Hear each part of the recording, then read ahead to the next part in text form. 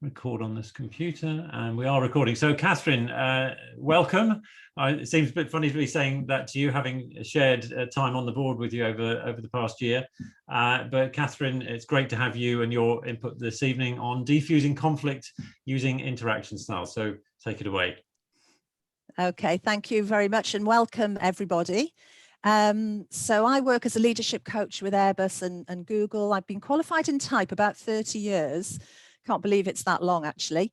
But it was only about 10 years ago that I came across interaction styles. Firstly through Susan Nash at a BAPT conference, and then I read up on Linda Berens's work and so on. Then I started using interaction styles with teams mainly rather than one-to-one, and built up some case studies and anecdotes and practical tools. That culminated in my writing a book, which was published 3 years ago by Pearson, called How to Get On With Anyone, which is about how to apply interaction styles in your sort of life and work. But as a coach, many of my clients want to improve their relationships with others and their communication, and interaction styles has been a brilliant tool to do that. They get it quite easily and they can start applying it straight away. It doesn't have the complexity that whole type does.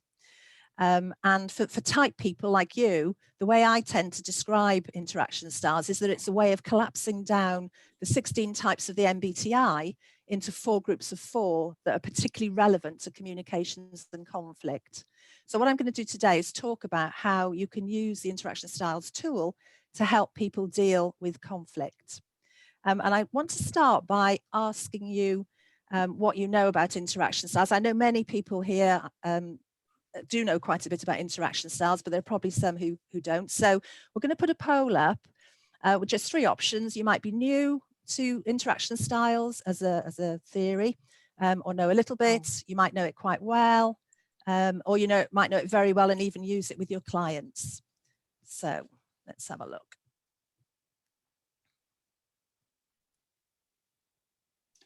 Looks like there's a nice mixture, actually, a nice spread. I think this is a normal distribution. So we've got 20 out of 33 people have responded so far. I'll just give it another 30 seconds for the last few. 1 or 2 may be unable to if they're logging in on phones or something. So we've now got 29 out of 34, 31 out of 34. I'll give it up to them. You can probably, you can probably close the poll now, Jerry, I would say. Okay, fine. All right, great. And there's the results. Yeah, so about half of us here know it quite well and are aware of their own interaction style. Brilliant. Then there's 30% who are new or just know a little bit, and about 19% who know it pretty well and are using it with clients. So I'm hoping that those people in the middle and people who are new to it, after this session, will feel more confident to start using it themselves with clients, possibly, or at least in your own, for your own personal development. Okay, I've just got to get rid of that on my screen, and that would help if I use the right mouse. There we go. So what I'm going to do today is talk about how you can use interaction styles to manage and understand conflict more constructively. I'm going to say a little bit about the background of interaction styles, mainly for the people who are new to it or perhaps need a bit of a refresher, and how it relates to the 16 types of the MBTI. Then we'll talk about the drives and the intention and impact of each style. And I'll bring in the Thomas Kilmann conflict inventory, which some of you may be familiar with. Then we'll have some breakout groups and discussion, debrief, questions and comments and so on. So that's the basic plan. I'm going to run through the next few slides quite quickly. But I do want to give you a bit of the background, as I said, for those who aren't so familiar with it. So Linda Berens developed the interaction styles model. The link on this slide is actually a link to her talking about how she developed it. She'd been working with David Keirsey. They noticed patterns of behaviour that weren't covered by the temperament lens of type or by the cognitive processes. And after that, she did more research. She drew on the emotions of normal people. That's that black book in the corner there, William Marston's book. She also drew on the social styles of Bolton and Bolton. And if you know about interaction styles, you'll know there are some similarities with DISC model and the social styles models as well. So that's very briefly a little bit of the background. What are interaction styles? So the definition I use is patterns of physical and verbal behaviour displayed when interacting with others, linked to underlying inner drives, beliefs, aims, and talents. So basically, it's about your body language, your tone of voice, how fast or slowly you speak, how fast or slowly you move, linked to what's driving your behaviour when you're interacting with others. And that's where it has a particular strength, I think, over models like DISC, because there's this link between your external energy and your inner drives. And this is how it maps to the 16 types of the MBTI. When I'm working with managers in an organization, I wouldn't show them this sort of information because they're not interested. But obviously for a type group like us, we need to know about this stuff. So you can see on this slide, well, the first thing I need to say is that the names in lowercase are the names that Linda Behrens uses. The names in uppercase are the names that I use. And the only reason I use different names is because the publisher of my book wanted me to use different names, basically. But it is the interaction styles model. The two boxes at the top have all the introverted types. The boxes at the bottom have the extroverted types. The boxes at the top have the introversion preference, but in interaction styles, this is known as the responding style.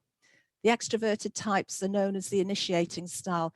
It's a narrower concept than extroversion and introversion. It's basically about your role in setting the pace and tone of a conversation.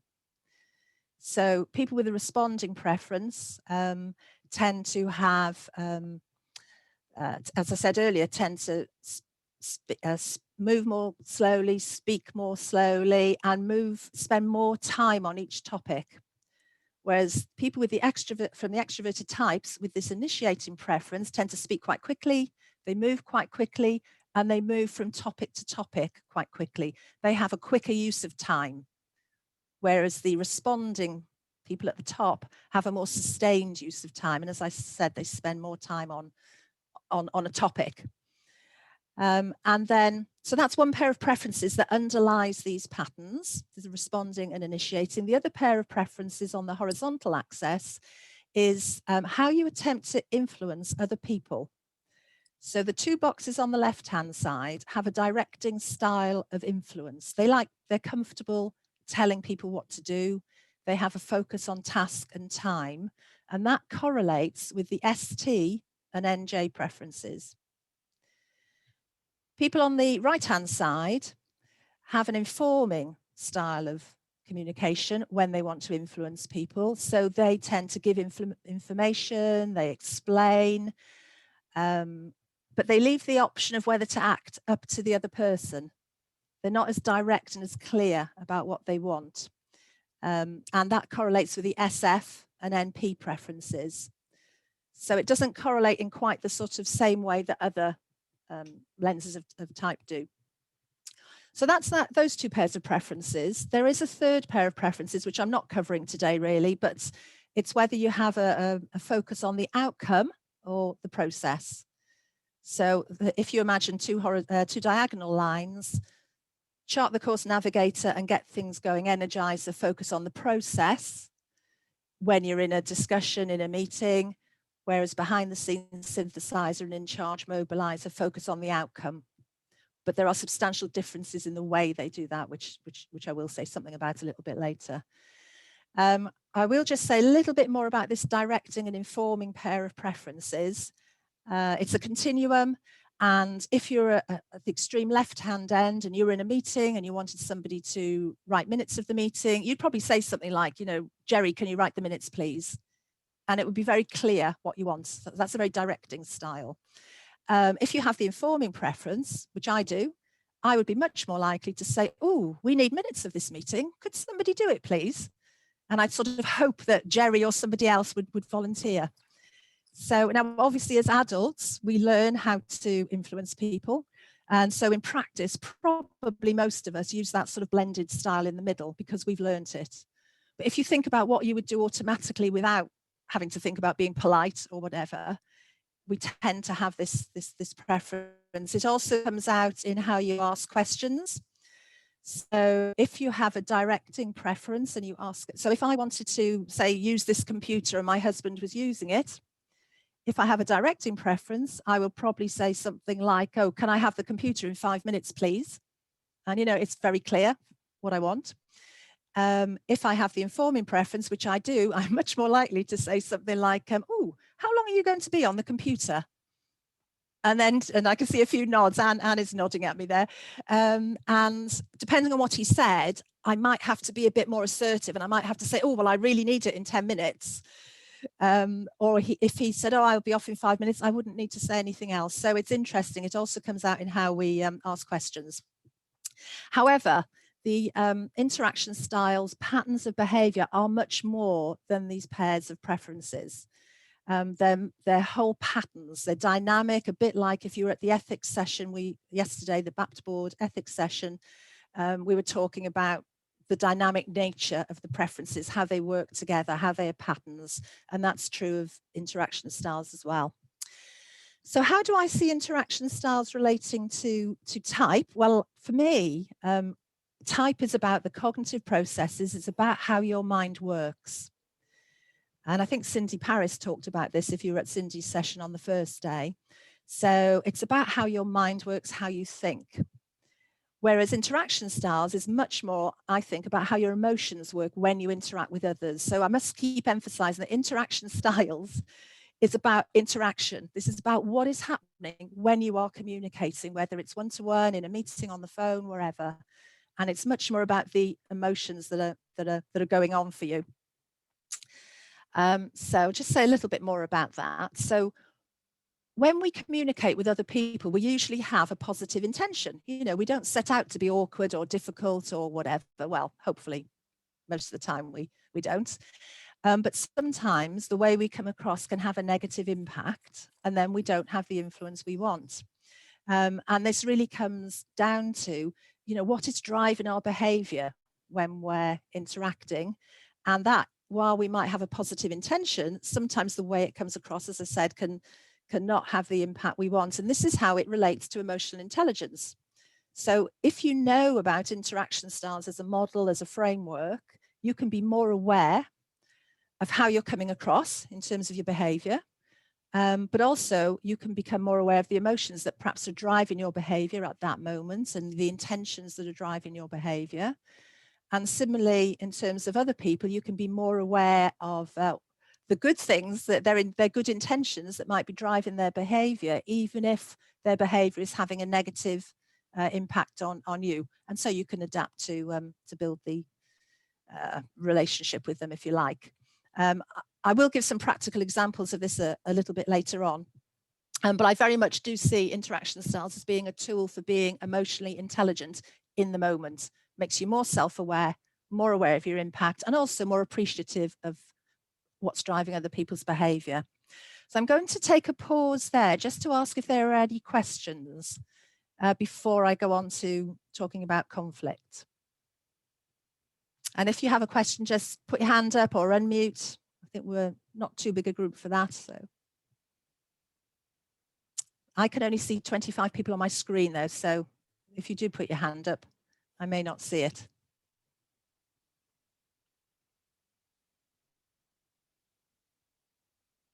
Okay, I'm going to take that as no questions at the moment. So, oh, somebody's asking, does this involve spiritual practices when combating negative or unhelpful emotions? Ooh, that's a hard question. I think we might have to keep that for the end and ask some other people. I think, yeah, I mean, mindfulness comes into this, and I will mention mindfulness at the end. I don't think I'm the best person to talk about spiritual practices. And thank you, Shauna, for your comment on the visual. Okay, right, conflict. Let's go on to conflict then. So I've given you a quick trot through the interaction styles model. So what is conflict? I'd like you to put into chat what you think conflict is, please. So whatever comes into your mind when you think about conflict.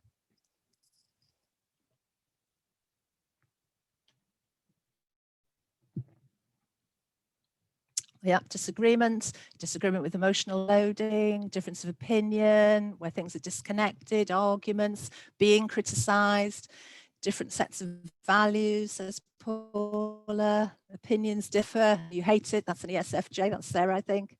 Usually the result of a misunderstanding. Yep, true. High emotions, wanting your own way and not listening to the others. Shared space. Different objectives. Critical parents.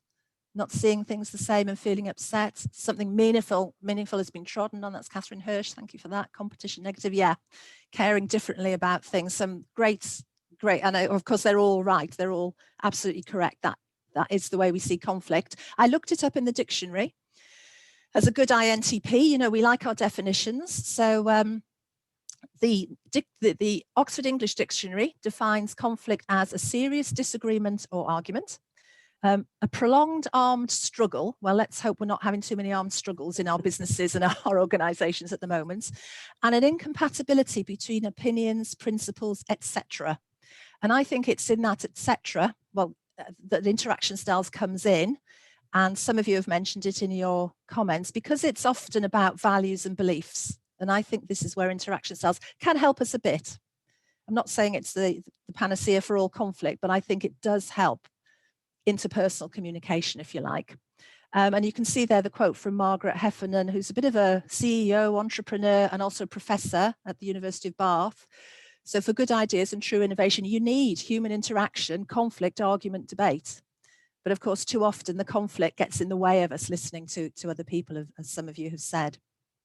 Okay, so how do I see this relating to interaction styles? So on this slide, I've put very much an overview, very much bullet pointy, but the core drives and beliefs of each of the 4 interaction styles. So for example, if I take in charge or mobilizer down on the bottom left, their drive when they're interacting is to get action with results and to have quick decisions. So that's their intention, if you like, when they're interacting. That's what they want to achieve. And their underlying belief is that it's worth the risk to go ahead and act or decide when you haven't got necessarily all the information. So that's their inner drive. The way they come across, typically straightforward and direct. But if they find other people are putting obstacles in their way, then they can become impatient and demanding. Their emotions get involved, and then conflict, of course, can escalate. If you look at the top left, I'm not going to cover this whole slide, but I will make a couple more comments. Top left, chart the course or navigator style.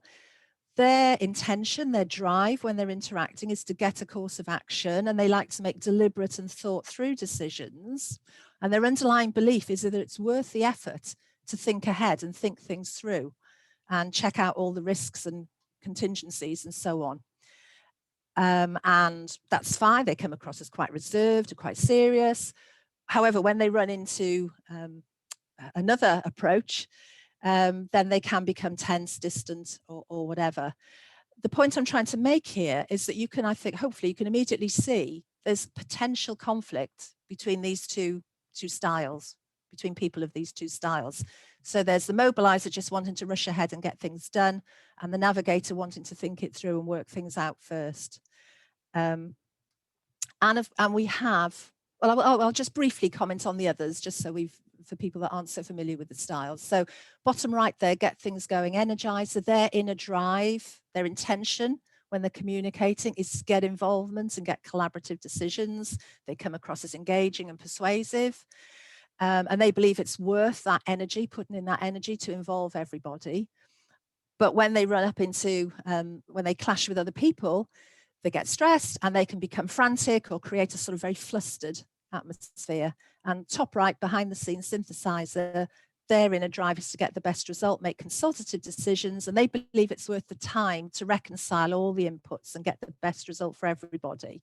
And again, you can probably see how that automatically conflicts with the mobilizer's drive to get things done quickly. So that, as I said, a very brief overview of the inner drives and the underlying beliefs of people when they're interacting. I'm not saying this covers, you know, all your beliefs and all your values. This is about what's happening when you're interacting. And of course, this is where then the emotions start to come in. So I sometimes say, beware of the bear. So this is about your beliefs influence your emotions, which influence your actions, which obviously influence the results that you get. And we have an emotional attachment to our beliefs and drives. They're part of us. They're part of who we are. They're part of our identity almost. So if we find that, you know, my belief, for example, that I've got to get the best possible, I'm a synthesizer, behind the scenes synthesizer, I've got to get the best possible results and integrate everything, and somebody else is pushing me to make a quick decision, I'm going to have an emotional reaction to that. And as we know, when the emotions kick in, you know, the more primitive part of our brain takes us over, the amygdala reacts rather than the more rational prefrontal cortex, and we well, it doesn't go well often. We have an emotional reaction. We don't behave as we should. We do and say things that we may later regret. So I think interaction styles makes you more aware of the potential for this chain, and hopefully enables you to turn it into a more positive chain. But basically there is scope for conflict between the different drives and beliefs of the 4 interaction styles. And, you know, this mismatch between my intention and my impact can lead to conflict. Right. Okay, so I'm going to ask if there are any quick questions at the moment. Oh, Catherine's asked, is the BEAR acronym mine? Yes, Catherine, I invented that. I'm not saying I may not have, I don't know, somebody else might have thought of a similar, but yeah, yes, I invented that one. Somebody else I know uses TIA, so thoughts influence emotions, actions, results, but I thought, no, I like beliefs and I like the BEAR. Okay, right, let me move on then to the Thomas Kilmann conflict inventory. Who's familiar with the Thomas Kilmann conflict inventory? Yeah, great, quite a few hands going up there, brilliant. It's been around a long time, but I still think it's helpful. And as you probably know, it's a combination of your how assertive you are, your tendency to being assertive when you're communicating with other people, and your tendency to be cooperative. So it's either how assertive you are in pushing your own needs, or how cooperative you are in accommodating the other person's needs. Now, I've mapped onto this where I see the 4 interaction styles in relation to this model. The words in lowercase are the Thomas Kilmann words. So for example, an in-charge mobilizer, I would map, you know, this is when they're in conflict and under stress. I would see them having a more assertive style, and in that being in that competitive style, if you like. Bottom left, the chart, the course or navigator tend to avoid conflict, tend to withdraw, become a little bit distant. The bottom right, the behind the scenes or synthesizer, often they tend to roll over and give in and go along with what the other people want, which doesn't necessarily give you the best result. And I tend to put energizer in the middle as looking for that compromise that they have a compromise position between asserting and cooperating. And I guess ideally, in an ideal world, you want people to be in the collaborating box where you're assertive about your own needs, but you're also willing to accommodate to other people's needs. Now, in my work with Airbus, so I live in Chester in the UK, which is just 10 miles down the road from Broughton in North Wales, where they make the wings for all the Airbus aircraft, and then they fly them to Toulouse in France to stick them onto the rest of the aircraft. That's a technical term, sticking wings onto aircraft. A lot of the operational people are, I would say, in charge, you know, ESTJ, ESTP, ENTJ quite often. So they fall into that top box, that mobilizer, in charge mobilizer style. When something goes wrong, or there's some sort of crisis, some sort of breakdown, some sort of quality problem, they want it fixed straight away. They bring in the quality experts, the engineering people, who are often the ISTJ or INTJ types in that bottom left box, who don't want to give a quick answer. They want to go away, think about it, work out what the problem could be, what are the potential solutions. And that frustrates the hell out of the mobilizer people, because they just want a quick answer. They don't want to bother working it all out. So one of the things I do when I coach people like this, for the navigators, I say to them, look, just tell them when you're going to get back to them. If you tell an in-charge mobiliser, I'll get to you by 5 o'clock today, or, you know, they're happy with that.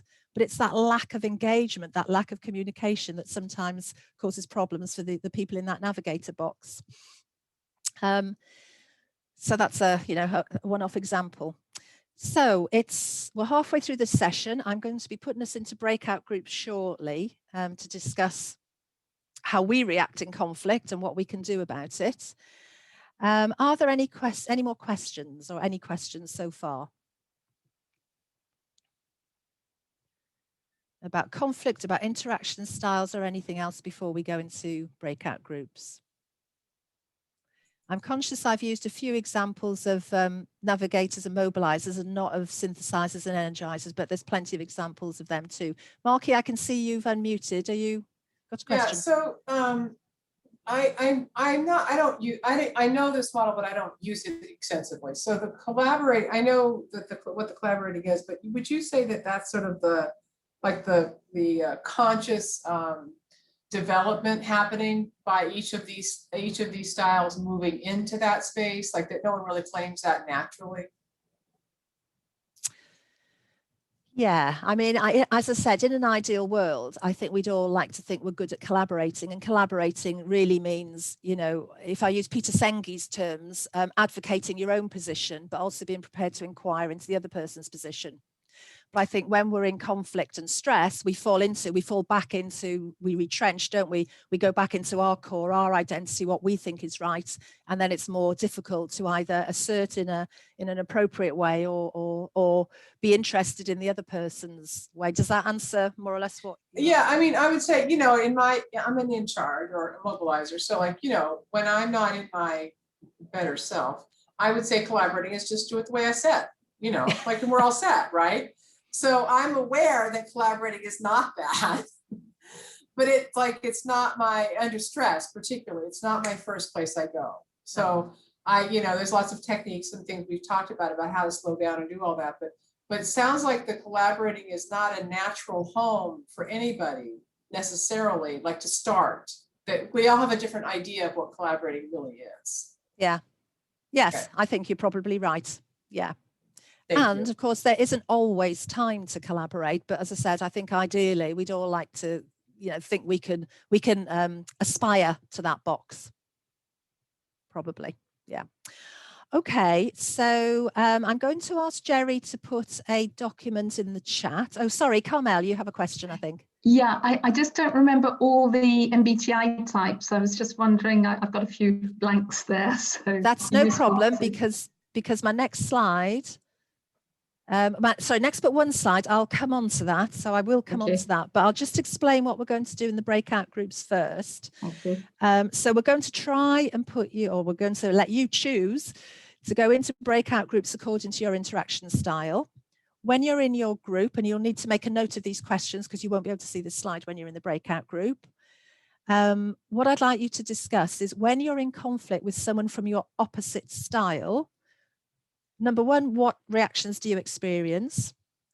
Secondly, how could you manage your own reactions? That's managing your emotions. And then thirdly, what can you do to show that you're honoring their best intentions, if you like, even when their behavior isn't coming across quite in the way that you'd like? Ideally, we'd like to have just a couple of bullet points on each of those 3 questions, and you'll have about 10 minutes. And by opposites, I've chosen to pair them. In-charge mobilizer and behind-the-scenes synthesizer would be opposites, because they're opposite on both introversion, extroversion, and directing and informing. And chart the course navigator and get things going, energizer, would be opposites on the same basis. So that's what we're asking you to do. Jerry has posted a link in chat. You could also get it off the conference hub. Hopefully some of you already have. But it's basically this document where you have a summary of the intentions and the impact of each style, and also their typical reactions when under stress and conflict, as well as the TKI names. On this handout, I've also put the names that Linda Behrens uses. So she talks about the chart the course style, the navigator, their reaction to conflict being to flight.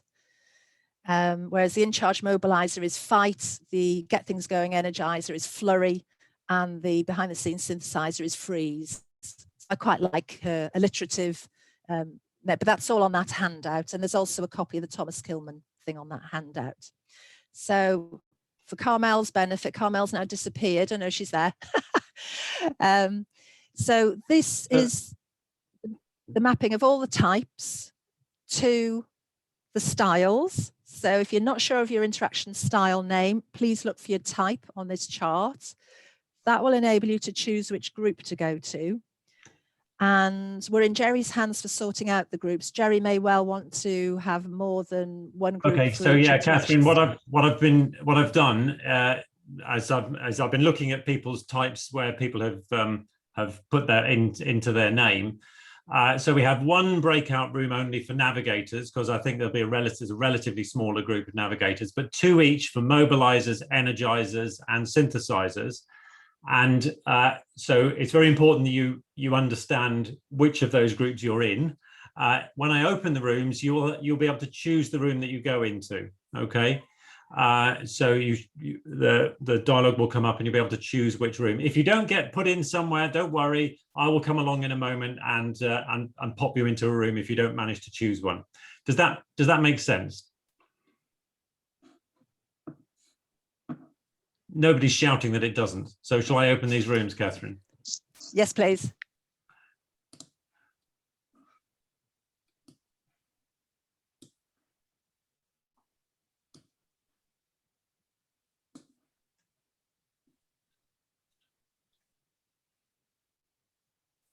So sometimes this comes at the bottom of my screen now. It says join a breakout room. There's a little black box where I could click to choose a breakout room if I wanted to. But I know in previous sessions that I've hosted, sometimes people don't see that or it doesn't come up or whatever.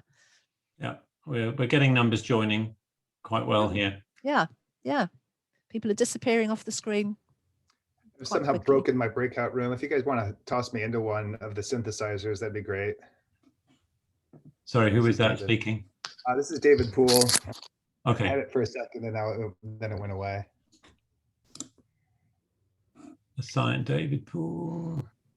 Jerry, you might want to stop recording actually, and then and also you'll be able to everybody. Although that was short, I hope you had some useful discussion in your rooms. So obviously what we're going to do now is get some ideas from people, and I want to start with the navigator group. So there's just one group of navigators. That's the chart the course or navigator style. So I'm hoping that you've sorted out somebody to speak for your group.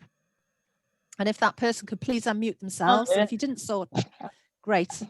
Oh, thank you, Angelina. Brilliant. I don't know if I've actually got a handle on what the collective view was, but there was definitely something about, the first question was the reaction. There was a slight difference between the T and the F. Angelina, I'm just going to stop you for a second because your sound went a bit funny. I don't know if that's because somebody else has unmuted, or do you want to try again? Yeah. That's all right. Is it? Okay. Yeah. So there was definitely the need to have some time to think about it. The people with feeling and their preference were more likely to really not like it. And what's it? Do you want to tell us what it is? Conflict, that sense that there's a conflict brewing. Right. I remember my tactic was sulk and withdraw, but that wasn't everybody's. Tim, his ISTJ, did mention something about being a bit sulky as well, but there was a definite need to take some time away from it. Mm-hmm. And then we wondered if meeting the other person's needs, they would get things going. Yeah. So at first we thought, listen, question, go quiet, but then we thought that might actually annoy them even more because of the mismatch of energy. Yeah, interesting. And we probably haven't got time to ask the energizers what they'll say to that, although they might comment when they do their own thing. Yeah, I mean, I think it's great that what you've just said does seem to be a typical reaction of the chart course navigators start to that withdraw. You need a bit of time, and hopefully they'll honor your need for that time. But I have some cards that I use to remind myself of some of this stuff. And one of the things not to say to an energizer is, oh, I don't like that idea, or I don't want to be involved. So there are also some things to say to them. That's a really good idea. I'd love to work with you on that. So those are some of the ways to maybe honour their needs. Brilliant. Thank you, Angelina, for the navigators. Let's have the mobilizers next. So they were hopefully thinking about how they react when they're with synthesizers. So who is going to speak for the mobilizer I can group? speak up. This is Marky. Thanks, Marky. Thanks. I think there was only one group of this because yes. So we talked about how our intention is that we think there are these we all happen to be ENFJs. So we were all mobilizers with the feeling preference, and our intention that the influence gap was huge. So the intention was that we think we're inviting and inclusive and caring and nurturing, and the result is we come off as really almost abrasive and too directing and demanding and commanding was one of the phrases one of the people used. And it's actually quite a mystery to most of us about how people experience us. That we don't think that we're that intense and serious, but the truth is we are that intense and serious. And so the other thing was we talked about some things to do is actually we're talking to a synthesizer was actually to not if they react, get into conflict, to stop talking, to not continue, because the desire for the mobilizer is to win the argument. It's competitive. It's like, well, I didn't mean that. That isn't what I said. And so there gets into conflict quickly. So it's actually just back off and give the synthesizer some space about it. Yeah, brilliant. Okay, so that's partly honouring their own needs. And was there anything else to manage your own reactions? Or I guess that's part of the same, stop talking. Well, I think that part of it also was just recognizing that we're in conflict sooner than later, we're in a conflict conversation right now, not in a casual conversation. Many of us talked about being married to our opposites, and that a simple request to pass the milk or pass the sugar becomes a United Nations conference about how do we talk to each other at the breakfast table. And the two of us that mentioned this were married for many, many years. Like, really, do we have to have this conversation every time I ask for milk? And so there was some cultural differences, but also some just the differences in interactive styles that really highlighted that. Brilliant, thank you. Yeah, great. I mean, that's wonderful. And of course, that stopping talking that you've suggested is one of the things that you as mobilizers can do. That helps not just synthesizers, but that helps navigators as well, because it's the introverted styles, the introverted types, and they need that bit of space to gather their thoughts. Yeah, what to avoid with synthesizers? Don't say, hurry up and get to the point. Give me a yes or no answer. I hate that when my husband says that to me. What you can do to connect with them is, how much time would you like to get that done? What do you think about this idea? This piece of work is really helpful. So those are some of the tips for dealing with synthesizers. Fantastic. Now we had 2 energizer groups. So I'd like, hopefully somebody from one group can speak, and then we'll get the other. We don't know who was in what group. Well, don't worry. Jan, are you going to speak for the group you were in? Yeah, if that's all right. Great. So that's wonderful. We started with Kai, who said, I have the feeling I have more conflict with in charge mobilizer, but okay. Mm-hmm. So we looked at avoiding navigator. Well, first was slow down. From the energizer perspective, ask questions to find out where is the thinking of the navigator. Then, especially the timing. So don't push, don't force. Mm-hmm. Then a really helpful advice is first the way out. To figure out where the thinking is and what looks like, and then the way in to look together to options and give options. Mm-hmm. One example was that in meetings, the navigator can turn silent. And you think that they are not on board or they are against the idea. But in reality, if you ask a question, it could be very positive that they are already thinking in options to work out, okay, this could work. Yeah. And a few of our group members had partners who have avoiding navigator. And one of them shared the experience of that the husband was building a kitchen, what he never did before. So, and she said that it took a long time because there was a lot of thinking and again.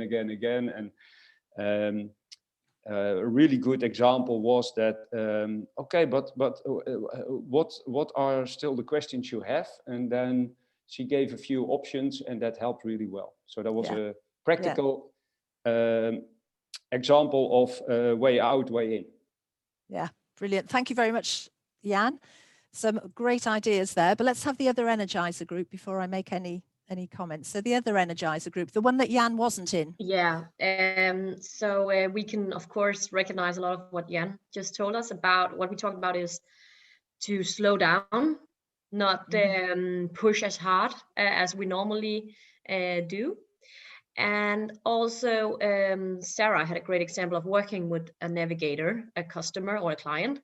And what the client was really good at as a navigator was to look ahead on different possibilities or different scenarios regarding this workshop. And Sarah was quite impatient, I think, if it's okay to say, Sarah. But then when the workshop happened, it showed that it was actually helping them to have these different solutions ready at hand. And Sarah was quite inspired by that. So we can learn a lot from the navigators on looking ahead, slowing down. Yeah, I think that was brilliant. Yeah, no, some great things there. So what have I got here? What to avoid with navigators? Don't say to them, how about brainstorming some other options? Or don't worry, it'll be fine. It'll all work out on the day. Those are not going to help you navigate, your chart the course navigator. What you can do to connect with them, let's agree a clear plan. Let's look at how we're doing against the plan. What do you think are the next steps?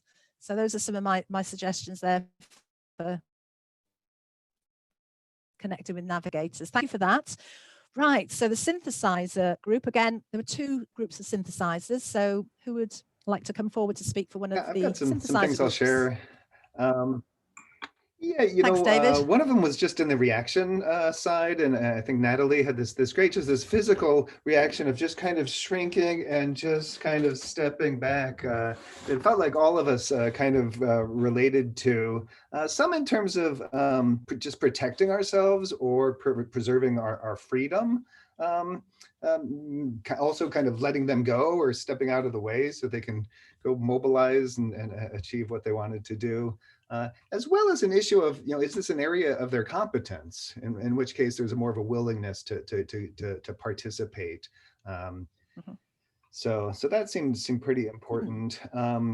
And then, Jean-Luc had pointed out, with this informing and directing language, it's kind of deceptive that maybe we're not actually as closed or open as we appear with our language. Certainly I see that with informing language. Sometimes there's a real implication of what we want done, even though it's like, well, I've noticed this thing. It's like, actually, this is pretty clear. And just see that on the other side, even though their language may be very directive, they may actually have some more openness that they're willing to. Yeah, absolutely. And I didn't have time to go into that today, but that's a really good point. And of course, if you have the informing style, the others can see it as manipulative.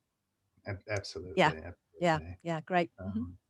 And then, one piece that I'd come up with in working with them is to explicitly look at whether or not there's an objective need for the urgency, because sometimes there really is, and it's easy to go along with that. And sometimes they can acknowledge, I just feel a need for closure here, and it's true. Maybe we can leave this open for a week, and you guys can think about things. So those are kind of the notes that I have for. Thank you. Some great insights there. And the other synthesizer group, behind the scenes synthesizer. Catherine. just give you one highlight, which is when we were talking about this freezing reaction or the withdrawal reaction, Renee had this lovely thought that maybe it's part of trying to get the best result, that you don't want to say anything that might stick in someone else's elephant memory. And so while your brain is working to try and figure out, okay, what am I going to say that'll be just right? And if it's there forever, that'll be okay. And there was a sense around that of, well, how did we do that in a way that would reach them? And then Jim Peake had a suggestion that we just say, I know that you'd like to have a quick answer. I need to have some time to think. Yeah. Yeah, brilliant. I love your comment about not saying anything because we're trying to work out what's the best thing to say. That's a very profound thought there. I think, yeah, no, that's great. Lovely. Thank you very much. Yeah, so on my cards, my aid memoirs, what to avoid when you're dealing with an in-charge mobiliser. Don't say to them, I don't know when I can do that. I don't think that's achievable. I've got too much to do. What they want to hear you saying, if you're trying to connect with them, is, I'll get that done by 5 o'clock tonight, or this is what I'm going to do, or even better, I've finished it, it's done. But yeah. Wonderful. Okay, thank you for all of that. I've just got a couple more slides to share with you. I know that we're just about there on time, not doing badly. I'd love to have more discussion and debate. And in fact, I'm very happy to stay on this call after we've after I've sort of wound up. But let me just share my last two slides. So just coming back to this slide again, you know, I really do believe that the interaction styles model helps you with that self-awareness and being able to manage your emotions and so on, and helps you with awareness of others and appreciate where they're coming from. It reminded me, actually, if you were in Jane Kesey's session and the saboteurs, she talked about the sage, and there was something in that reminded me that's a bit like this. It's a bit like that sort of mindfulness, that awareness of your own style, your own impact, that then once you've got that awareness, you can behave differently. And I haven't got a slide on this next point I'm going to make, but there was some research last year by the University of British Columbia into conflict, and it showed how mindfulness helps you collaborate more effectively because it helps you manage your emotions. And they actually call this cognitive reappraisal. So it's thinking about the situation differently. So if you can think differently about the situation, the person you're interacting with or whatever, then obviously you can hopefully adapt how you respond to them, and, you know, be better able at dealing with conflict, because as we saw from that quote earlier, conflict isn't necessarily a bad thing, but it's how we manage it that can lead to bad consequences rather than the good consequences, the innovation and everything that comes out of good conflict, if you like. So I think I'm just, yeah, final slide. So I think I'm, as I said, happy to take comments, questions. If you want to get in touch with me, I haven't got my email address on this slide, but it's catherine@estonwood.co.uk.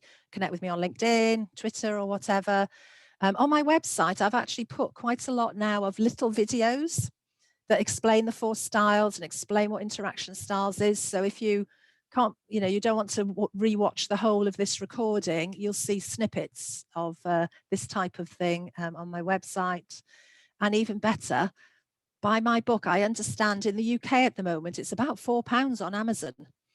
So if you all go and buy it now, that puts the price up, I think, if I understand the way the Amazon algorithms work. But yeah, anyway, I'd love to take questions, comments, anything that anybody wants to say, really. Can I just cut in to say thank you very much to Catherine for the formal part of this presentation. I'm going to stop recording at this point.